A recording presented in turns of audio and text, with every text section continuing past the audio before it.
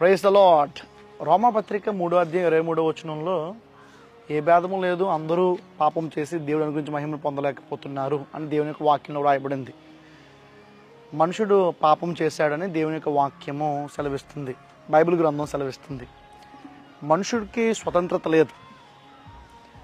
మనుషుడు పాపంలో చిక్కబడి ఉన్నాడు. పాపం చేసినప్పుడు పాపానికి దాసుడై ఉంటాడని దేవుని వాక్యం సెలవిస్తుంది. ఆ మాట ప్రకారంగా మనుషుడికి ఖచ్చితంగా ఆ పాపం నుంచి విముక్తి కలగాలి. యోహాను సువార్త 8:33 మనం చూసినప్పుడు యేసుప్రభు వారు యూదులతో మాట్లాడుతూ అంటారు, ఎవరైతే నా వాక్యమందు నిలిచి ఉండి నాకు శిష్యులై ఉంటారో వారు సత్యమును గ్రహించెదరు, ఆ సత్యము వారిని స్వతంత్రులుగా చేయును అని చెప్పి యూదులతో అన్నప్పుడు, మేము ఎవరికి దాసులు అయి ఉన్నాము?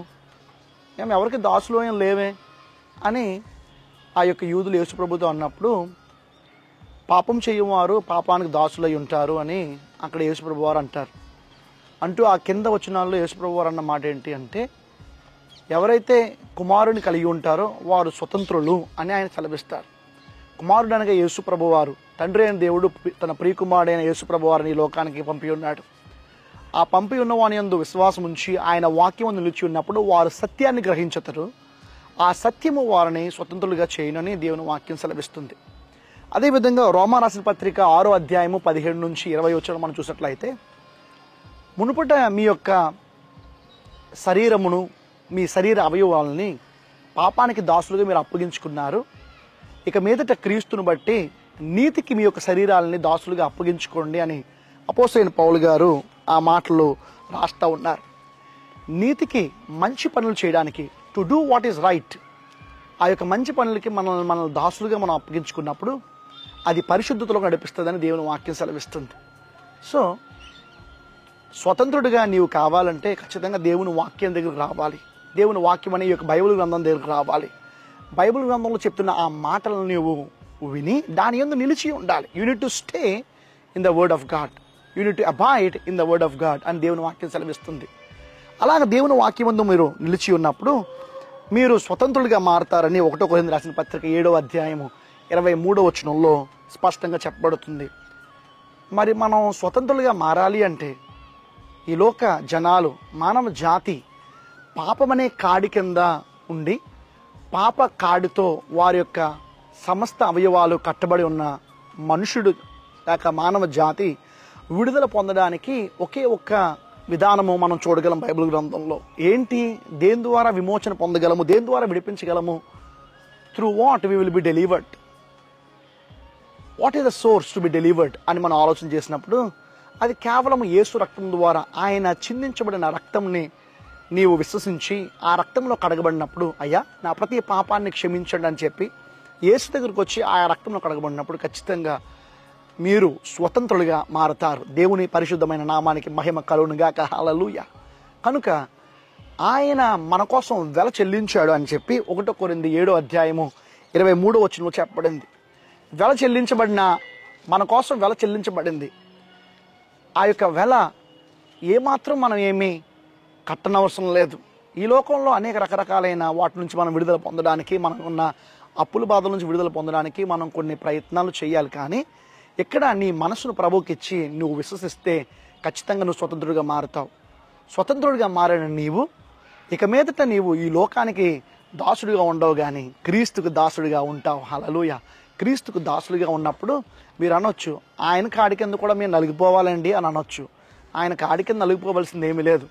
ఆయన కాడి కింద ఉన్నప్పుడు ఆయన నీకు స్వతంత్రతనిస్తాడు, ఆలోచించే ఆ యొక్క గొప్ప అవకాశాన్ని ఇస్తాడు, నిర్ణయం తీసుకునే గొప్ప అవకాశాన్ని ఇస్తాడు. నిర్ణయం తీసి ఆలోచన చేసుకొని నీవు నీ ఆలోచన ప్రకారం నడవడానికి అవకాశం ఇస్తాడు. దానికన్నా ప్రాముఖ్యంగా ఆ ఆలోచనని, ఆ యొక్క నిర్ణయాన్ని ఆయనతో కూడా నువ్వు పంచుకొని, ప్రభువా నేను ఈ విధంగా చేయొచ్చా అని చెప్పి ఆయన్ని ఒక మాట నువ్వు ప్రభువుని అడిగి, అది మంచిదా లేక అది నీకు హానికరమైందా అనే విషయాన్ని ప్రభు దగ్గర నుంచి కూడా తెలుసుకునే గొప్ప అవకాశాన్ని కూడా ఆయన కింద నీవు ఉన్నప్పుడు, ఆయనకి నువ్వు దాసుడు ఉన్నప్పుడు ఇస్తాడు. ఆయన దగ్గర ఉన్న దాసుల్ని మనం దాసులు అనకూడదండి. ఆయన దగ్గర ఉన్న వారిని, ఆయన కింద ఉన్న వారిని, ఆయనతో జీవించున్న వారిని స్వతంత్రులు, man of freedom, women of freedom అని అనాలి. సో ఈ స్వతంత్రులు ఎవరైతే ఉంటారో ఆ స్వతంత్రులకు ఖచ్చితంగా వారు చేసే ప్రతి నీతి కార్యాన్ని బట్టి, మంచి కార్యాన్ని బట్టి దేవుడు ఎఫెసీ రాసిన పత్రిక 6వ అధ్యాయం 8వ వచనం ప్రకారంగా వారు చేసిన ప్రతి మంచి పనిని బట్టి ఆయన బహుమానం ఇస్తారు. సో నేను నీతి క్రియలు చేస్తున్నాను, నాకు బహుమానం ఏంటి అంటే ఖచ్చితంగా దేవుడు బహుమానం ఇస్తారు. ఈ లోక సంబంధించిన విషయాల్లో దేవుడు సహాయం చేస్తాడు. అతి ప్రాముఖ్యంగా ఆ యొక్క పరలోక సంబంధించిన బహుమానాలు, కిరీటాలు, అనేకమైన వజ్రాలతో పొదగబడిన కిరీటము, ఇంకా దేవుడి దగ్గర దాగి ఉన్న గొప్ప ఆత్మీయమైన వరములతో మనల్ని నింపి ఆయన మహిమార్థం ఆయన మనల్ని వాడుకుంటారు. ఎవరైతే స్వతంత్రులుగా మారారో ఈలోకి సంబంధించిన స్వతంత్రత మనం పొందుకోవచ్చు. వేరే దేశంతో మనము బంధించబడి, వేరే దేశస్తులతో ద్వారా బంధించబడి ఈ భారతదేశము మనము కొన్ని సంవత్సరాలు బానిసత్వంలో ఉండొచ్చు. ఈ లోకంలో శరీరము ద్వారా ఆ యొక్క బానిసత్వం కలిగి ఉండి విడుదల పొందొచ్చు. కానీ మనుషుని యొక్క ఆత్మకి స్వతంత్రత కావాలి. అదే యేసుప్రభు వారు మాట్లాడుతున్నారు. ప్రియకుమారుడు ఈ లోకానికి దిగి వచ్చిన ఆ యొక్క అతి ప్రాముఖ్యమైన ఉద్దేశము నీవు స్వతంత్రుడిగా మారాలి. ఏమాత్రము పాపమనే బానిసత్వం కింద ఉండకూడదని, ఈ పాపము సాతాను ద్వారా పడద్రోయబడిన దేవదూత ద్వారా పాపము చేయడానికి ప్రోత్సహించబడి ఆ యొక్క సాతాను యొక్క బంధకాలు నీవు ఉండకూడదని ఆయన రక్తము చిందించి ఆ రక్తము ద్వారా నీకు విడుదల, ఆయన యందు విశ్వసించడం ద్వారా విడుదలనిచ్చి ఆయన రక్తంతో నిన్ను శుద్ధీకరించి పరిశుద్ధపరిచి నిన్ను స్వతంత్రుడిగా చేయడానికి యేసు ప్రభు వారి లోకానికి వచ్చారు. మరి ఈ విధంగా నువ్వు జీవిస్తున్నప్పుడు గలతీ రాసిన పత్రిక 5వ అధ్యాయం 13వ వచనంలో మీరు చూసినట్లయితే, మీరు ఎప్పుడైతే స్వతంత్రులుగా అయ్యారో, నీతియుక్తమైన పనులు మీరు చేస్తున్నారో, when you are doing righteous works it will lead you to sanctification, పరిశుద్ధతలోకి మీరు వెళ్తారని దేవుని వాక్యం సెలవిస్తుంది.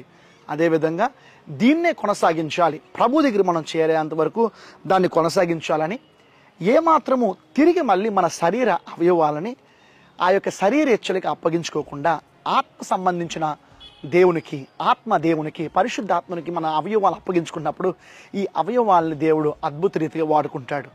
దేవుడు ఖచ్చితంగా మీ జీవితంలో, ఈ యొక్క మాటలు వింటున్న ప్రతి ఒక్క జీవితంలో సంపూర్ణమైన స్వతంత్రత, శరీరములో, ఆత్మలో, ప్రాణములో, మీ సమస్తములో కూడా, in body, in spirit, in soul, in your whole being, my prayer that God will give you redemption and deliver you from every bondage. ఆ యొక్క ప్రతి బంధకాల నుంచి దేవుడు నిన్ను విడిపించును గాక. ఆమేన్. God bless you.